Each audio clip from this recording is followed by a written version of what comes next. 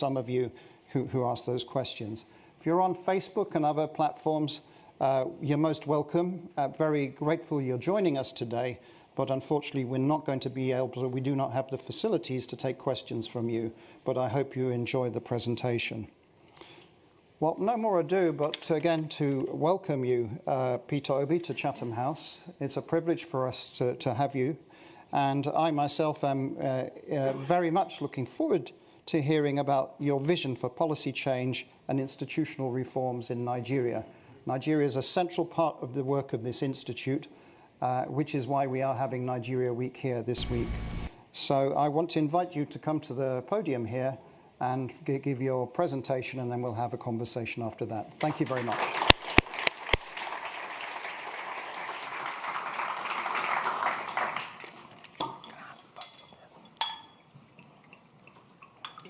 Thank you.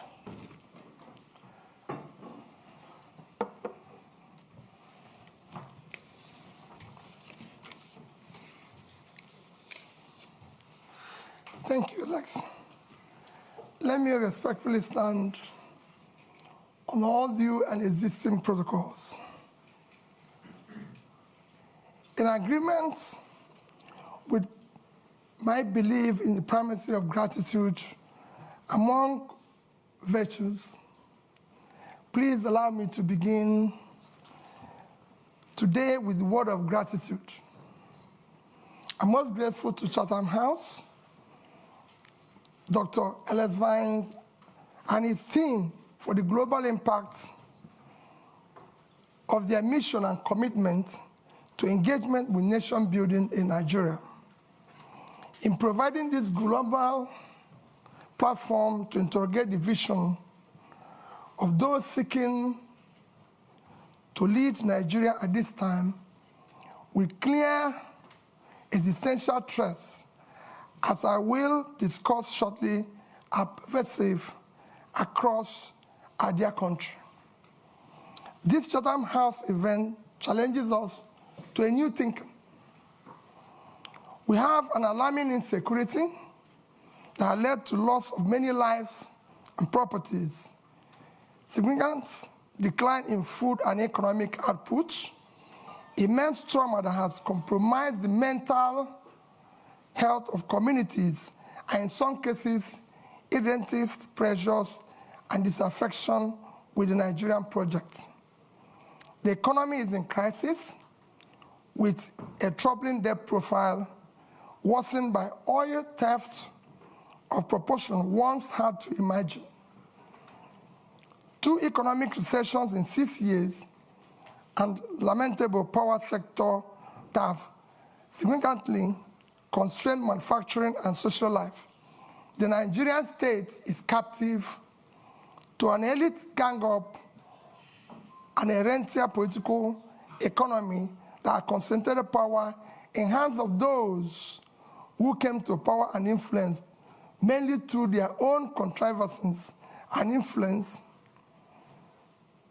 rather than affirmation of the people, and therefore do not have the incentive to serve the people. Even after exploiting the ethnic and religious cleavages, sentiments to ascend to political power, the very people on whose sentiments they grab power often become the primary victims of such political fraud that has rendered Nigeria a failing state with worsening leadership crisis. Consequently, Nigerian democracy had been on the wane, evident in Afrobarometer longitudinal tracking, which reveals low voter turnout. But this seems to have turned around dramatically last year, allowing independent National Electoral Commission to register over 12 million new voters, with many more complaining they wish to register, but unable to do so due to INEC deadline. What prompted this turnaround? We may ask. The reason for these very high stakes are lurking in the facts of demographics, with our dominant population, the youth, frustrated and unhappy with the status quo and diminished opportunities in Nigeria in an age of globalization, when internet can easily reveal to them prosperous homes of those who live in a better led and governed countries. How did we, Nigeria, plunk or get here in such an economic decline that we have overtaken India as a home for the biggest pool of absolute poor in the world, when they are 7 times our population? While the poverty rate in India is 16%, that of Nigeria is 63%, with 133 million people classified as multidimensionally poor. This is unacceptable and needs to change. What Nigeria needs is a great escape. As 2015 Nobel Prize winner in economics, Angus Deaton of Princeton University elucidated that what separates poor and rich nations is attributed to health and education. But what provides quality health and educational system for a society, committed and focused leadership that can build and sustain public wealth, as I was told by Professor Donald Jacob of Kellogg School of Management. In many ways, this is the heart of my remarks today, which are deeply rooted in my upbringing, particularly my mother's counsel, that I live a life of positive impact and manage both personal and public resources most prudently for the sustainable, inclusive growth of development of the society. It is this principle that guided my stewardship as governor of Anambra State of Nigeria and led to our much commended performance with some prize awards to show for it. Some awards for outstanding accomplishments in key Millennium Development Goals, now Sustainable Development Goals. It is the same counsel and principle that is guiding and motivating me to offer to serve in a new Nigeria. The answer lies in leadership, institution, and demographics. The good news is that the demography is driving the change we're seeing in Africa, with election after election last year in Africa, in which establishment parties are being upturned by new and small parties. It is this change that my vision of policy change and institutional development is rooted in a push for a broadened scope of social mobility and freedom for Nigeria, particularly for the youths and women. Like the former British Prime Minister, Harold Macmillan, said, at the start of the independence decade, a wind of change is blowing across Africa. Today, that new wind of change sees the ballot box as being instrumental to changing of bad leadership. Senator Yusuf Dat Ahmed, my running mate, and I are committed to new politics that start with ethics of servant leaders and anchored on marriage of clean hearts and skillful hands. We know that unless we change the politics by changing the political leadership, we are stuck in this terrible state of underdevelopment and misery. We will build patriotically our institutions, particularly the ones directly responsible for implementing government policies, to make them fit for purpose. It is not to be doubted at the global scene that Nigeria is blessed with some of the most entrepreneurial youths in the world, in science, in business, in art and entertainment. We believe that what remains is the changing of leadership class, from predictors to creators of value, from those whose wealth and power drive from the institution of the nation and its people to those who have demonstrated competence, character, capacity to invest, in human development, create prosperity, and instill right values and ethical conduct deserving of servant leaders. Nigeria today is at a critical juncture, and the people led by the youth, brutalized by bad leadership, are awake and leading the movement to transform Nigerian politics and restart the engine of economic growth and social stability. We count ourselves honored to be trusted, especially by the youth, to lead this democratic revolution, and we are deeply pledged to do so with sincerity, accountability, and unquenchable love and desire for a better Nigeria. We are simply the symbol of Nigerian youth struggle to reverse this ugly trend that keeps driving them into social anomia, despair, and rejection of their country. We are determined to do everything that needs to be done to rescue and lead our country to prosperity, freedom, security, and peace. We will use merit to assemble competent Nigerians from all sections of Nigeria to form effective government of national unity. At the heart of my goal here today is to look at our Labour Party's key policy plans and how they will drive up the quality of life of average Nigerian, dramatically reduce poverty, and return Nigeria to a place of strategic relevance in a world that needs a thriving and well-governed Nigeria, stabilizing the continent of Africa, making it high-value add for a planet impaired by environmental challenges, terrorism, and inequity. I also plan to speak on institutions and how the leadership we offer can facilitate the evolution of stronger institutions with the rule of law a key anchor to nation building in Nigeria.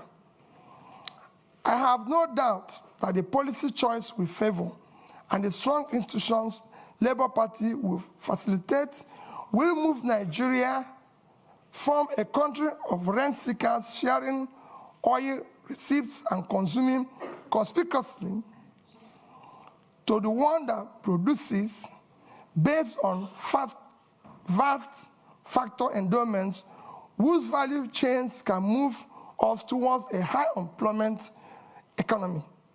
We will turn our youth budget to a democratic dividend rather than today's harvest of time bomb of violence, insecurity from uneducated, unemployed, and marginalized youth. This forms the first and most important thrust of our government priorities, without which the rest will not be achieved, to secure Nigeria, end banditry and insurgents, and unite our dear nation to manage our diversity such that no one is left behind. The growing insecurity you see in Nigeria today is not because the enemy is formidable. It is not a lack of focused leadership, ineffective security government structure, and poor coordination from the center. All this needs to be addressed by first projecting strong leadership, signal that will allow both state and non-state actors to be mobilized around single vision. Then by pursuing a robust reform of the security governance structure,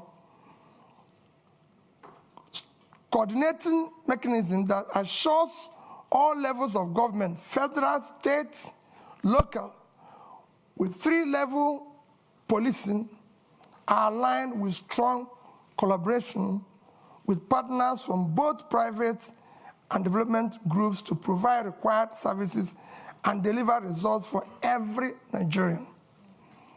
Once this is done, it is important to have a single, clear, coherent, consistent development process. It is important for institutions to be able to provide strong leadership, coordination, capability, partner and engage collaboratively with all relevant stakeholders in an environment that mutually reinforces values. The second plank of our policy thrust is to shift emphasis from consumption to production by running a production-centered economy that is driven by agrarian revolution and export-oriented industrialization. With about 70 million hectares of arable land, we will pursue an agricultural revolution through proper segmentation of Nigerian to activate and harness factor endowment of different parts of the country for both rapid and mechanized agricultural development, and as a pillar for Nigerian other sectorial development and industrialization. We will incentivize and invest in an agro-cluster and industrial cluster development across our geo-resource zones to take advantage of agglomeration and scale effects, of particularly in the northwest, northeast, and north central regions of Nigeria. We will dredge both River Niger and River Benue, build dams massively to support planting of economic trees across the country for local usage, poverty and elimination, export and revenue generation.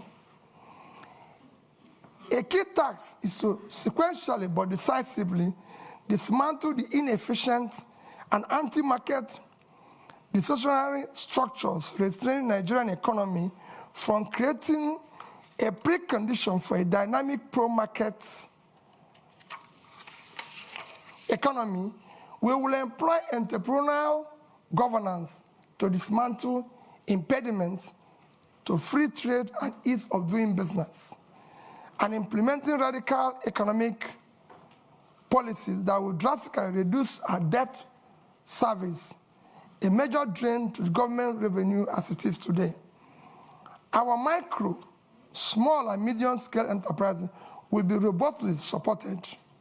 Further borrowing must be strictly for productive purposes and not for consumption. While we aggressively pursue the activation of all opportunities in oil and gas value chain, we will target incentive schemes that will be professionally administered to diversify our non-oil export portfolio with proper consideration and management of climate change risk and opportunities. The third pillar of our government priorities is to restructure the polity through effective legal and institutional reforms to entrench rule of law, aggressively fight corruption, reduce the cost of governance, and establish honest and efficient civil service. Reducing costs of governance in Nigeria is an effective way of fighting institutional corruption. In addition to reducing the cost of governance and streamlining government operations for efficiency and effectiveness, we will ensure that reforms we pursue will not in any way affect the livelihood of our hardworking and efficient civil servants. Critical to fighting corruption, we will install a new budgeting system founded on a cardinal principle of public accountability, objective setting, and program implementation. This is against the extant budgetary principles of revenue mobilization, expenditure allocation, borrowing without emphasis on monitoring, evaluation, and feedback. We will enforce principles of performance, auditing, institutionalized monitoring, and evaluation process of the entire public service delivery as the primary means of actualizing our vision of the new Nigeria.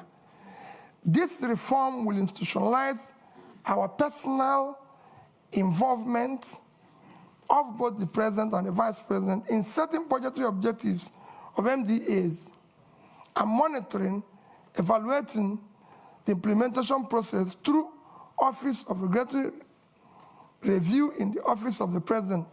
Budget monitoring and evaluation capacity will be strengthened within the presidency. We will embark on effective micro and physical restructuring to quickly restore physical viability by discontinuing unaffordable subsidies which have left a black hole in government finances.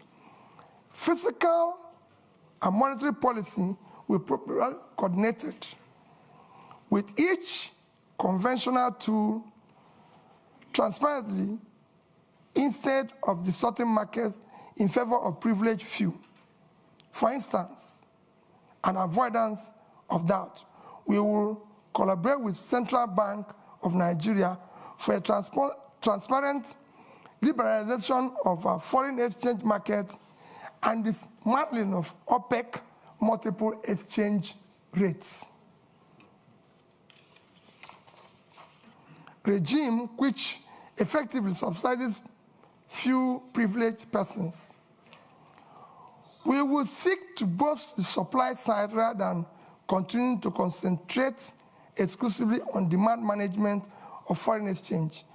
When unaffordable subsidies are removed, some carefully calibrated transfers will be used to cushion adverse impact on economically weak.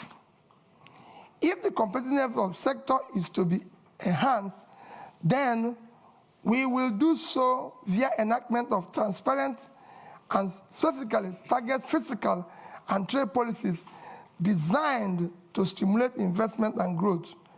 Revenue shortfalls and leakages such as oil theft will be dealt with decisively by holding persons in position of authority fully accountable. The fourth plank of our governance priorities is to leapfrog into the fourth industrial revolution through application of scientific technological innovation to create digital economy. Building on the gains of agriculture-led manufacturing and export, we will pursue development of knowledge and skills to leverage on the emerging disruptive digital technologies, automation, Internet of Things, artificial intelligence, robotics, virtual reality, blockchain technology, biotechnology, and data science, all of which are the heart of the fourth industrial revolution. The fifth plank of our government priorities is to build expansive infrastructure for efficient power supply, rail, road, and air transportation, and pipeline network through integrated public-private partnership and entrepreneurial public sector governance. Our solution to the perennial power problem in Nigeria is comprehensive and it's well covered in our manifesto. We will ensure that we deal with the issue of transmission, distribution. However, we will immediately complete the 2.3 billion Nigeria Siemens network improvement deal to achieve a stable 7,000 by the end of this year, 11,000 megawatts by 2024, and 25,000 megawatts by 2025. We will support local manufacturing capacities and power technologies and encourage and expand local R&D in universities, training centers, and workshops, through which many jobs will be created. Our sixth priority program is to enhance human capital development of our youth for productivity and global competitiveness through investment in education, in research, quality health, and entrepreneurial education. The World Bank Human Capital Development Index ranks Nigeria 168 over 173. To move Nigeria right to the top bracket of the index, we will pursue a Marshall Plan type program on education that incorporates compulsory technical and vocational skills, sports, entrepreneurship, programming, digital skills from primary to secondary school level. In line with this commitment to transform our educational sector, we will prioritize funding of this critical sector. Our tertiary institution will be remodeled to serve as hubs and centers of research, development, and commercialization of ideas for quick industrialization of Nigeria. Finally, our seventh priority is to conduct an Afrocentric diplomacy that protects the rights of Nigerian citizens abroad, advances the economic interests of Nigerians and Nigerian businesses in a changing world. In concluding, let me say that the problem with Nigeria is at once complex and simple. It rests on leadership. As our erudite Professor Chinua Achebe stated, the trouble with Nigeria is simply and squarely a failure of leadership.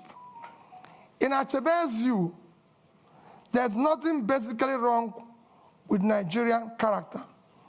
The Nigerian problem is the unwillingness or inability of his leaders to rise to the responsibility, to the challenge of leading in the front by example, which is the hallmark of true leadership.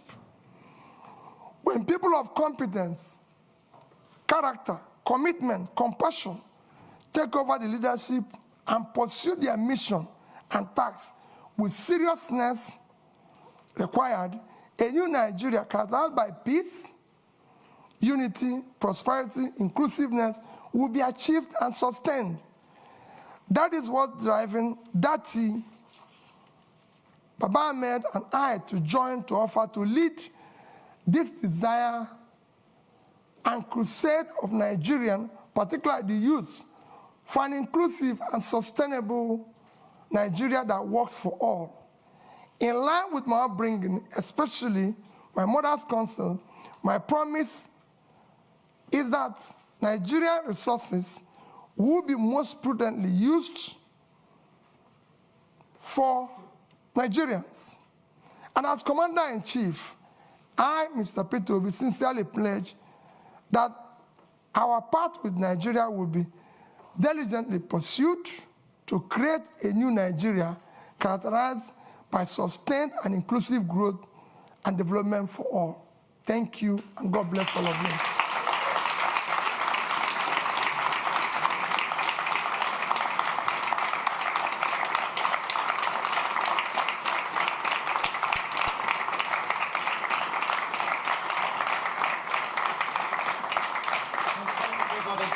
Thank you. Peter, I don't know if you want to sit for a moment while we take a few questions. We'll take them in threes, or you can stay there as you wish. Yeah. Look, the first question, we have, at the moment, the analytics are showing we have tens of thousands of people watching. So my apologies if you are on Facebook, YouTube, the Chatham House channel. We can't take questions from you. On Zoom, we have hundreds of questions that have come in. One question is from Baba Femi Adibola, who said, is asking the following question.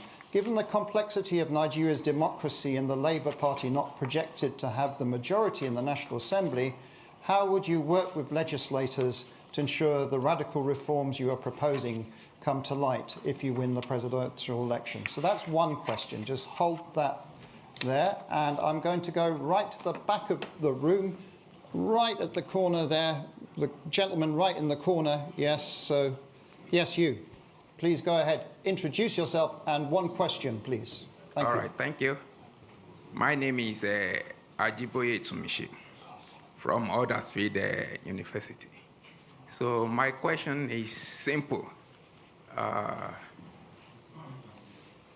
The activities of the IPOP in Nigeria is on alarming rate every day.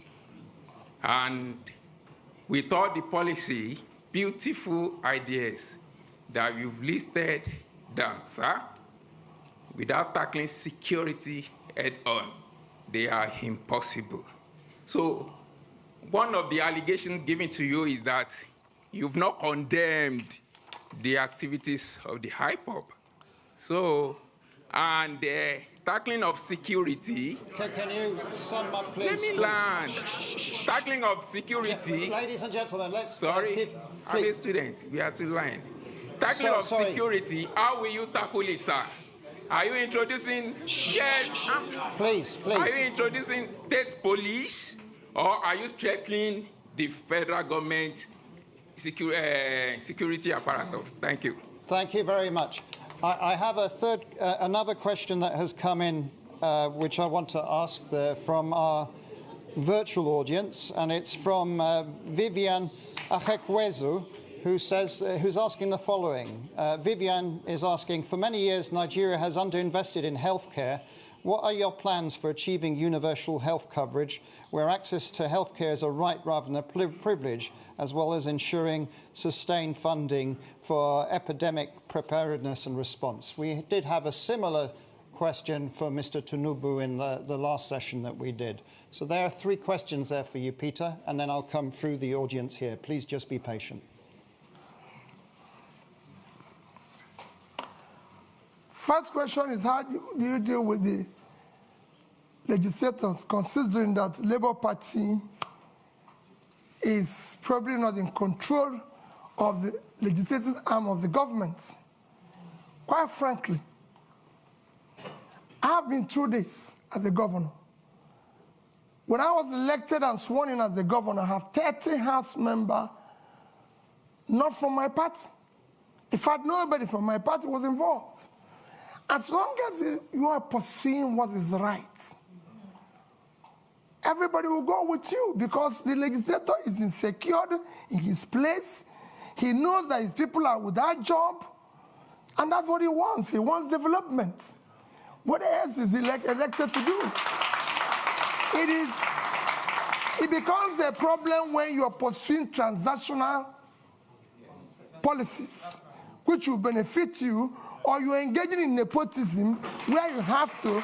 But if you address it by strictly following the Constitution, which spells out that the system is characterized by simply that we have diversity and all is included, and you did the right things, you don't need to worry about that. On the issue of IPOB, maybe you're not following me. Even yesterday, I spoke about Biafra being ended 53 years ago. It's all over the place in the space. I condemn all agitators, but in condemning them, you have to look at what brought about these agitations all over the place. It's not only IPOB. We have Yoruba Nation movement. We have all sorts. When you have created this level of massive poverty, where 63% of your population is poor, you're going to create all sorts of problems. I was speaking to a British minister this morning. I said we have about 40% unemployment. And we have about 60% youth unemployment, young people in their productive age doing nothing. If you have 15% unemployment in Britain today, you're going to have massive, remember, agitation. Nobody will be able to leave his house. So what you're seeing is a cumulative effect of leadership failure over the years, which will be solved by good governance. When people start seeing justice, fairness, and inclusive government and doing the right thing, all those things will start reversing itself. And that is what me and that is offering. I will talk and discuss with all agitators. There's nothing wrong in that. People agitate even in my house, and I talk with them.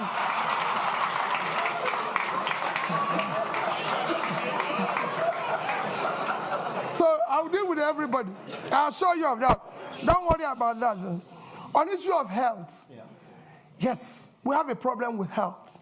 We have underinvested, and because our government have not prioritized our development agenda, everybody knows that the only measure of development that is recognized globally today is Human Development Index.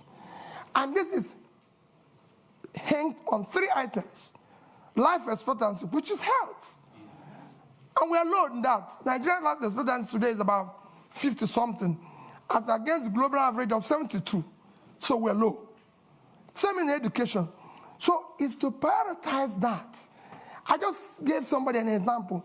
In the past 5 years, from 2015 to 2021, Nigerian budget in health is under 2.5 trillion naira for 200 million people. It's unacceptable.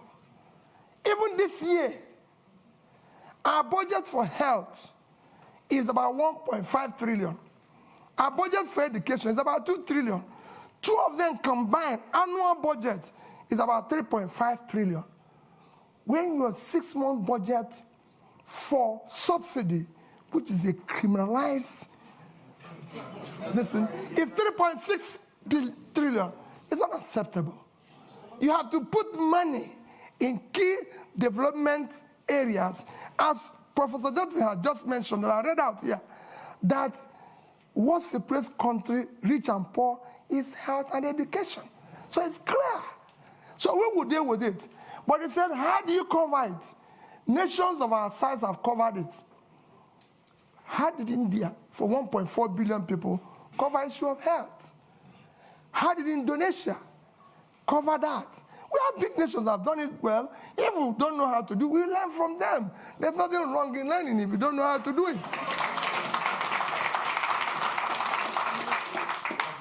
I'm going to take more questions. Now, there is someone who has such a strong arm. Their arm has been up for 15 minutes.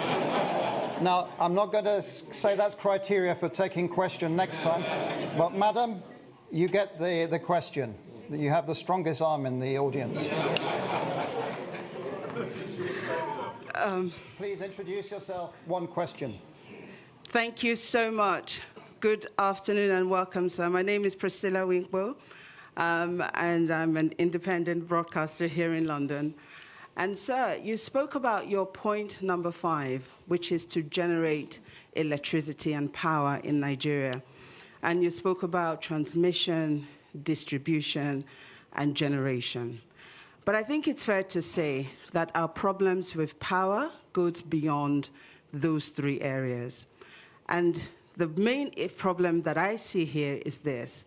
We have a population, or part of the economy, shall we say, those who supply spare parts, the engineers, those who work within that sector, whether it's those that are selling generators, and we know that that issue is perhaps the biggest issue when it comes to our power generation.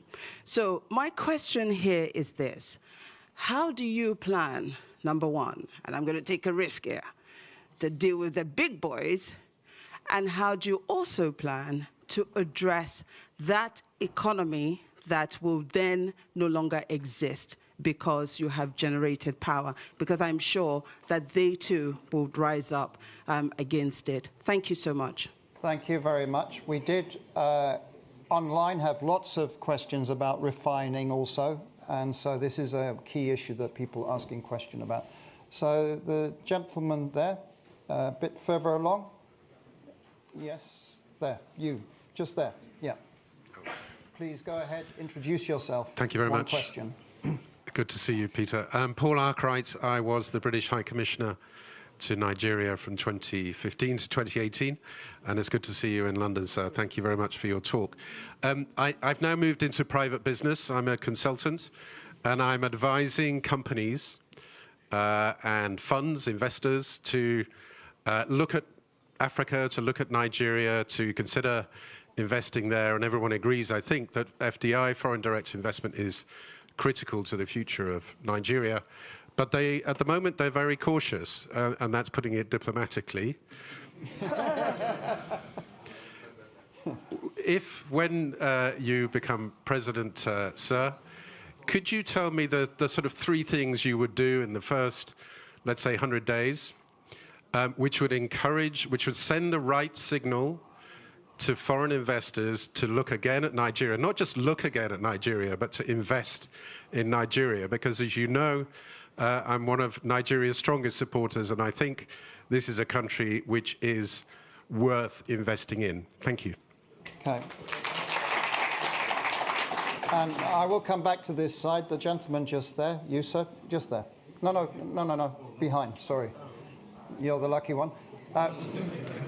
One question, short, please. Give your name. Good evening. It's William Owomayi, the UK's Young Ambassador to the Commonwealth and a member of Chatham House. You've caught Nigeria by storm in recent months with your campaign and your vision to unify Nigeria, mobilizing young people all across the country.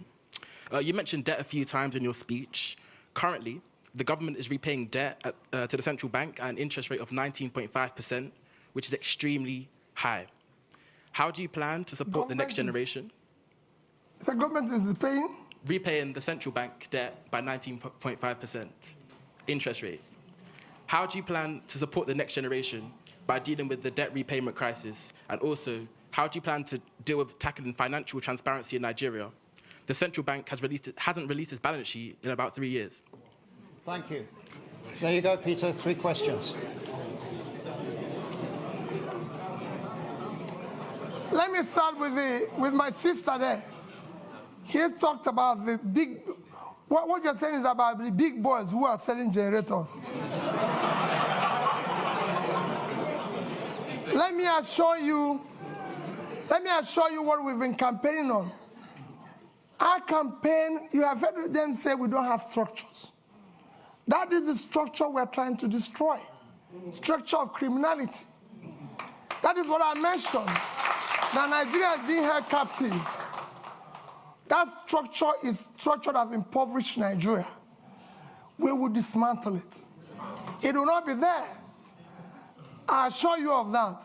We're going to turn around the power sector.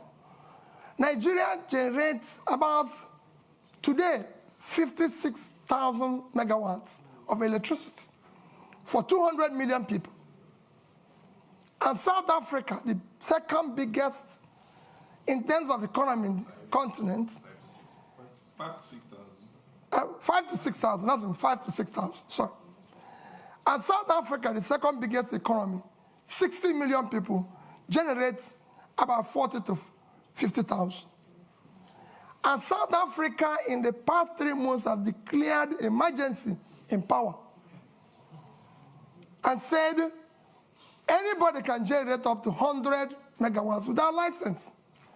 So somebody who is 60 million, generating about over 40,000, declared emergency. What do you think somebody with 2 million people generating 5 to 6,000 will do? War. I'm going to declare war on power, and I'll solve it. Anybody who stands on the way, so be it. Bringing back foreign investor is very simple, Paul. Foreign investor is like bee and honey. All you need is to create honey. The way bee will find the place is very simple. Foreign capital is scared of corruption. Is scared of bad policies. Is scared of where there's no rule of law. You need to put a regulatory environment that makes it conducive. You need to secure it. That is at the heart of what Dati and I are offering. We will build that intangible assets of securing the country, making sure that we govern to rule of law. We will fight corruption. Dati have a record that is the only National Assembly member who refused to buy property of government when it was offered to all National Assembly members. You can go and look at his record. If you have seen anywhere he has compromised or put himself in a transactional position. And I'll stop running. I know how I approached him. And I told him, I and you owe it to save our people. That's why we came together. And we came back and said, we'll work as a team. We'll solve this problem. Go and check my record. I've governed the state for 8 years. And I've challenged everybody. Paul, you were there. I've been the only governor till today. The day I left office, I was not owing salary, pension, gratuity, or any contract to any supplier. And I left in 3 banks in Nigeria, which I say every day. Access Bank of Nigeria, Fidelity Bank of Nigeria, and Diamond Bank. I left over $150 million. I didn't say naira. And I have over 30 billion naira. And Anambra State, you can go and verify anywhere. I've never had a bottle. Anambra State have never bought me. There's no land allocated directly or indirectly by me, and I signed over several thousands of CFO. Anambra has never bought me a bottle of water since I left office. So you can go. We will fight and stop corruption. Yeah. The first thing about stopping corruption is yourself. If you're not involved, your wife is not involved, your family is not involved, those around you are not involved, you reduce it by over 50%. And that's what I'm going to do. And I'm sure, Paul, you know that. We are committed. We can't disappoint these youths. We must build a new Nigeria. And we'll deal with that. Investors will come back. Those who left, even the young people who are today living, they'll come back. We want to bring them back. Nigerians are prepared to come back if they can find that they have a country to go back to. This green passport, people must be proud to use it.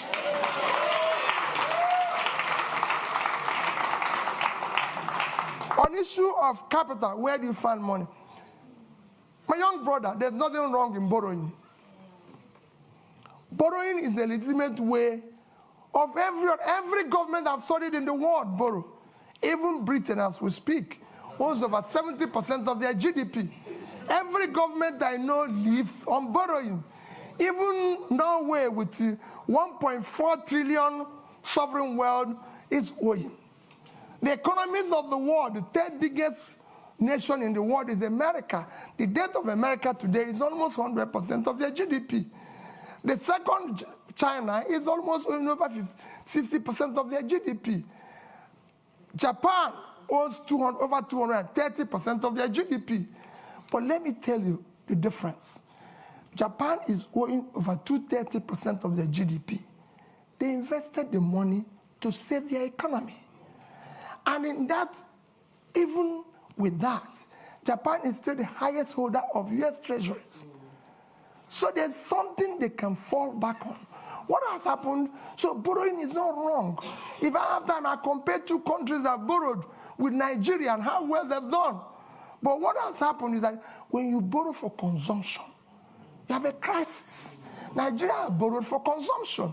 Nigeria in 2015 had a GDP per capita of $2,550.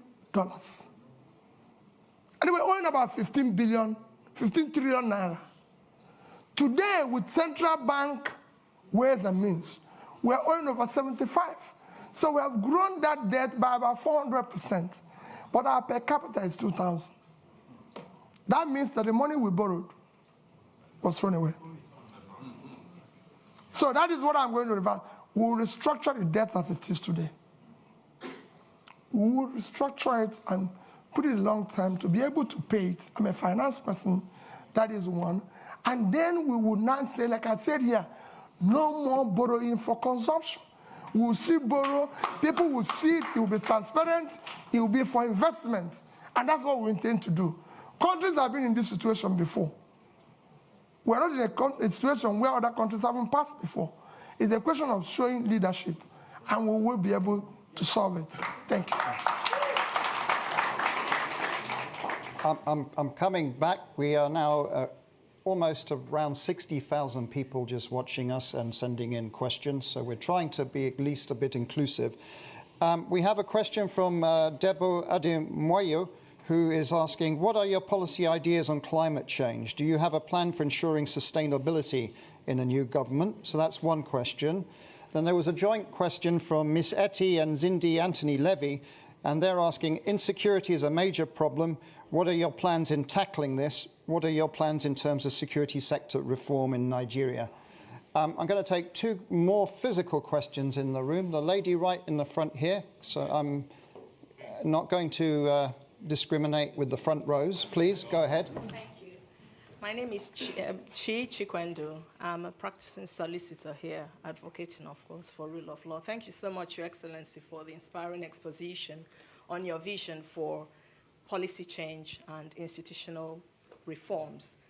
It seems to me that it's clear from that if elected president, if and when elected president, your transformation vision to increase the production capabilities across the various sectors mentioned, including agriculture, extraction industries, human resources, will, to a large extent, hinge on the depth of your level of commitment with solidarity and ownership to implement the proposed policy changes and institutional reforms. However, there is no doubt in my mind that Your Excellency is well aware of the prevailing fundamental challenges to those reforms, including clientele patronage, political capture, and the institutionalized corruption that you mentioned.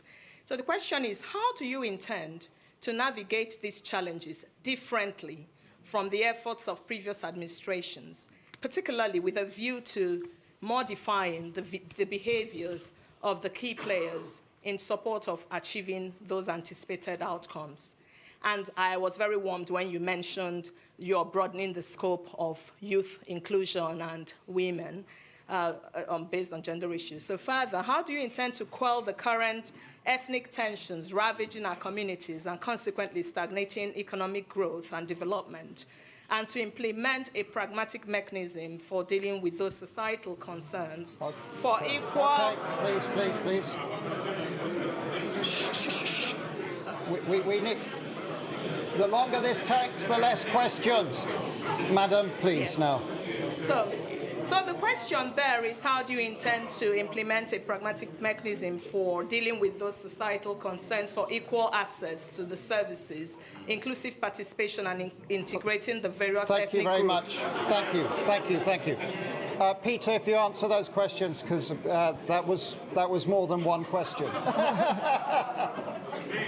Well, let me start with the issue of, you have, like you said, you have more than one question. I have about two questions. Let me start with the issue of ethnic tension. The ethnic tension you see today is based and as a result of injustice, unfairness, exclusion, marginalization. As soon as you start reversing that, they start going down. That is what I said to the young man about agitation. As long as you start doing the right things, as long as you start building an inclusive society where people's talent, hard work will match up their opportunity, you start seeing those things go down. There's tension, even in the Western world here. I live here when the blacks feel excluded. But as the more the government opens up and tolerates and builds an inclusive, transparent, more broad-based, acceptable, they will come down. And we will show, I've said before, we will show compassion. We will show love. Because there's nothing, you're a leader. Don't go away when Bayelsa is under the water. Don't leave Jigawa to die. Don't say, oh, I cannot go to Southern Kaduna because there's a problem. We will show compassion. We will lead from the front. We're not going to walk away. And for me, Borno is part of Nigeria. I don't want to say people oh, the region is insecure. Nigeria is insecure. Like I told the IDP people in Christmas, I spent my IDP with IDP people in Makurdi in Christmas. And in New Year was another IDP camp in Abuja. And I said to them, as long as Nigerians are in IDP, all of us are in IDP. I will not allow, and I know that you will not allow it, for any Nigerian to remain in IDP while we're sleeping in our mansions. Never. They must go back. On issue of challenges and dealing with them, the challenges you foresee, I've dealt with such challenges at the Anambra level. And I'll show you the same challenges. We're not going to, as long as you're not involved in this transnational governance, you can deal with anybody. And we're not going to compromise. We have an issue, I said, we're at an existential threat that we don't need to. There's nobody, there's no sacred cow. You either be a Nigerian or you can find another country. We have a country with the rule of law. It will be the same level playing field for everybody. I want to solve the problem. For example, I said it without equivocation. I must pull out the poverty that is devastating the north. The vast land in the north is far more in terms of assets and source of revenue generation and exports for Nigeria than the oil. It's very simple. And I give you an example of one state that I use every day. Niger State is 76,000 square kilometers. Precisely 76.3 thousand square kilometers of land. 7 local governments in that state is under control of bandits. I've tried to interview them because they have no job. They have nothing and everything. Niger State is 2.5 times the size of Netherlands. And Netherlands agricultural export last year was $120 billion. Why can't Niger State do 5% of that? They have arable land. And all they get from the revenue, from the sharing, which is the consumption, is less than 50 billion naira. When they have minus their debts and everything. If they earn 6% or 5% of that, it's $6 billion. At 650, it's about 4 trillion, 80 times what they get from here. We will change it. Somebody talked about tackling insecurity.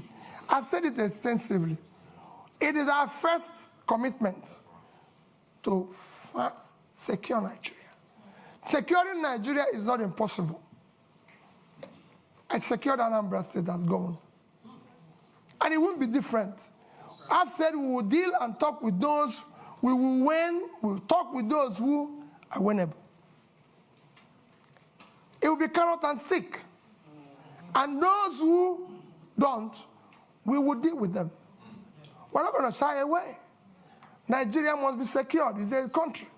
Every country must be secured. But we're not going to walk away from the problem. We'll deal with it.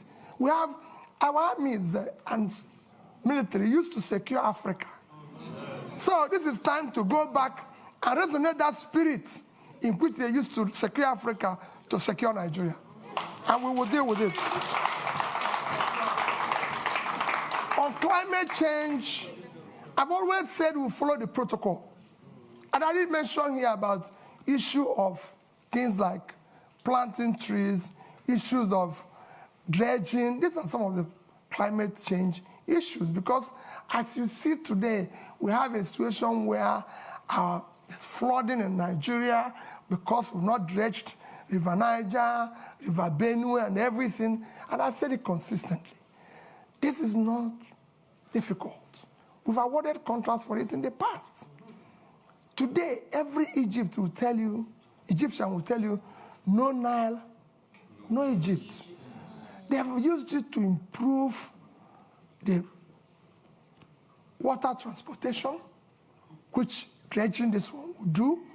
And that's a long fighting climate change. They've used it for other means, which we will use the same River Niger and River Benue to do. River Niger and River Benue combined is, River Niger is 4,200 kilometers long. River Nile is 1,400. River Benue is 1,400 long. So two of them are 5,600. Nile is 6,650. If Egypt, an African country, can dredge, maintain River Nile, Nigeria is big enough to deal with this, and we'll deal with it. And I assure you, you see the difference, it will be clear. Other protocols of climate change will follow it. Where we find difficult, we'll negotiate and talk with other involved in that. We are signatory to it, and it's devastating the world today. So we must follow the protocol. Thank you. The clock is ticking. We're on borrowed time now, but we are going over, as I said. There's right at the front here, there's a gentleman there. I'm going to take 3 questions, and then I think the clock is going to have had its say. Short and sharp, please. Go ahead. I'll keep it short. Hi, good afternoon. My name's Alexis Akwajiram. I'm the managing editor of Semaphore Africa. My question is, if you become the next president, would you seek to keep the current central bank governor or replace him? And please explain your answer. So, the gentleman in the middle there. Yeah. Please. Go ahead. Good afternoon, and thank you for your remarks. My name is Chibuikem Ugongadi. I'm a master's student at King's College London, and it's funny, actually, my question is related to him. Given the debacle at the central bank currently and their conduct over the past 8 years, what is your view on central bank independence as a tool to improve economic growth? And how will you what will you do about the leadership at the central bank when you become president in order to make sure that their principles are in line with yours on monetary policy? Thank you very much. The lady over there. Yes, madam, you. Yes, but sharp, please. There's a microphone just here. It's next to you. Just there, please. Aha. Okay, Your Excellency, good afternoon. So my question here is this. You talked about restructuring. As you're aware, Nigeria can barely service its external debt. Nigeria can barely service its external debt. Our current external debt, we cannot service it, or we're finding it difficult to service it. Now, when you become president, how do you intend to restructure our external debt without actually downgrading our rating in the market? Thank you. Thank you. And your name, just so My we have it? name is Ifeyinwa Umunakwe. Okay, thank you.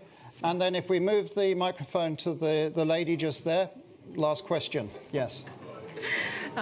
Good afternoon. Nice to see you again, Mr. Obi. My name is Kenneth Chukwuabo. I'm a PhD candidate at the University of Cambridge. I study public-private partnerships in education. I read your manifesto, and it seems PPPs are taking a central stage in education sector. So I wanted to ask, what is your rationale for involving private actors in public education, and what governance structures would you put in place to ensure the accountability of these actors in a sensitive sector such as education? Thank you. Thank you very much. My apologies. We've run out of time now. I'm watching the clock.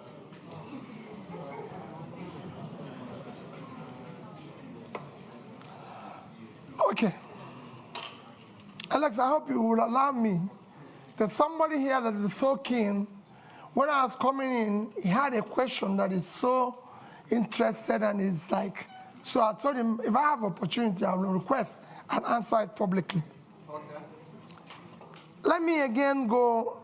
People are talking about the central bank governor. The problem, first, let me assure you, central bank will maintain its independence.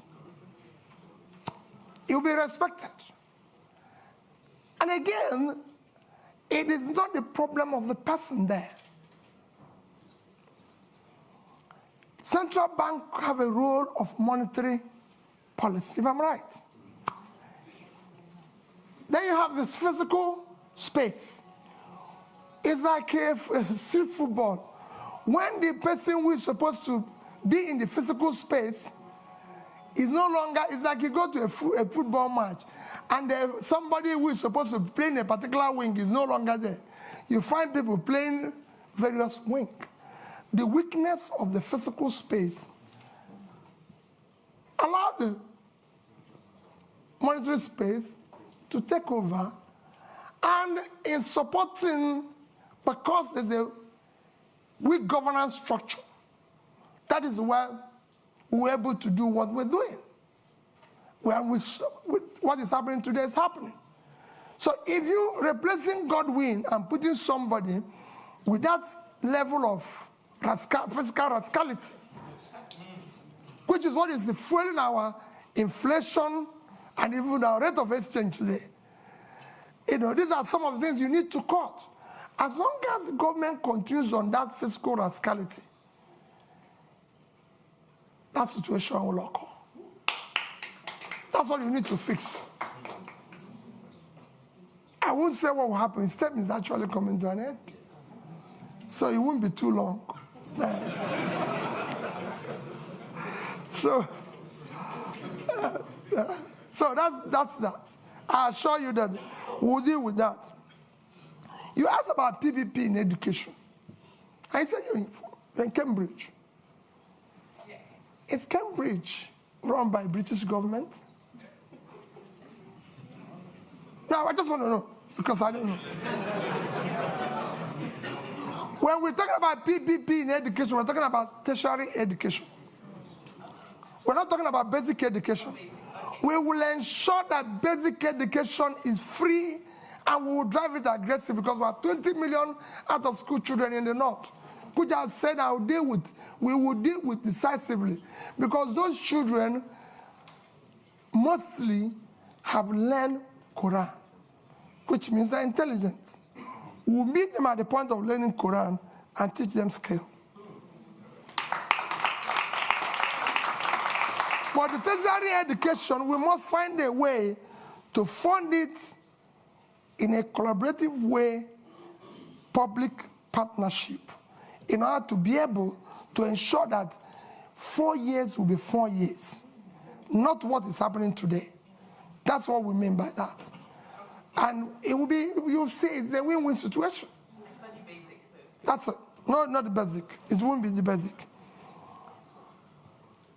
Then, issue of barely servicing our debts. We're not, I've said it before, we're not the only country that have gone through this. Once we move from consumption to production, what we're going to do first is that what you see today, we're inability to service our debts, is because of fiscal rascality. You're paying unsustainable subsidy, which will be stopped from day one, because it's a criminal thing. You're no longer generating money because they're stealing oil. And the only people who can steal oil are people in government, because ordinary people cannot steal oil. You can't put it in your pocket. It's something that you come with sheep. So all those, and you stop corruption, the waste, everything. And you go to seek to ensure that the revenues of government are properly collected. These are things, when you have tightened all the leakages and wastes, you'll be able to increase your position, and you negotiate and be able to service them. Look at it, just to give you an example. Nigeria is today the only OPEC nation, apart from Venezuela, because of sanction, that is not meeting up its quota. Because over the years of oil theft, the multinationals and everything have not been investing, coupled with the theft and everything. You're not realizing what you're supposed to. Every other nation that is in the same condition was able to bring down their rates and inflation within this period of Ukraine war. I'm not saying it's good to wait for war to be able to get more revenue, but people are taking advantage of it, because it's there. And you can't run away from it. But we couldn't take that advantage. Our situation got worse because of poor management of our own physical space, which will change without an eye. And finally, like I said, somebody kept telling me that issue that people have been saying that if I become president, that there's issue of being, how do I say that? What word do they use? Stingy. Pat knew the question of stingy. How are you going to manage? Because they said you'll be stingy and everything. And let me say it publicly that people don't know what it is all about. At the heart of poverty is capital formation. And you can't go about capital formation without savings. Even in the most developed world, which is why I said that Japan holds highest amount of US treasury. If you listen or you go and read about what Professor Ragnar Nask done in the 50s, he showed it clearly.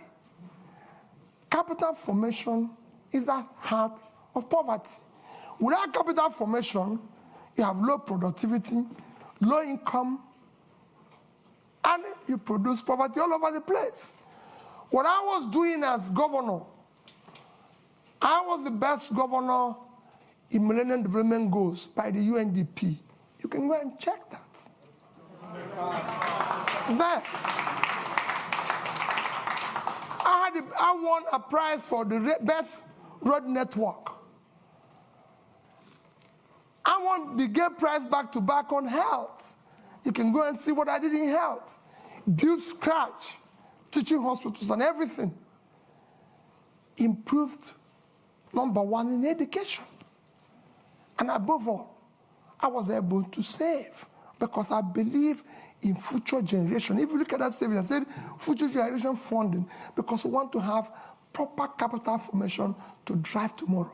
If I have opportunity in Nigeria, no matter what we do, we'll do the same thing. We must save for tomorrow.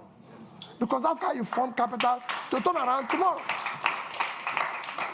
So as the end, I appeal to all of you. There's nothing more powerful than an idea whose time have come. Victor Hugo. The time today is to have competent leadership with character, commitment and compassion. And that's what Nigeria is yearning for. That's what Dati and I are offering you. Let's have opportunity to build a better Nigeria. Thank you.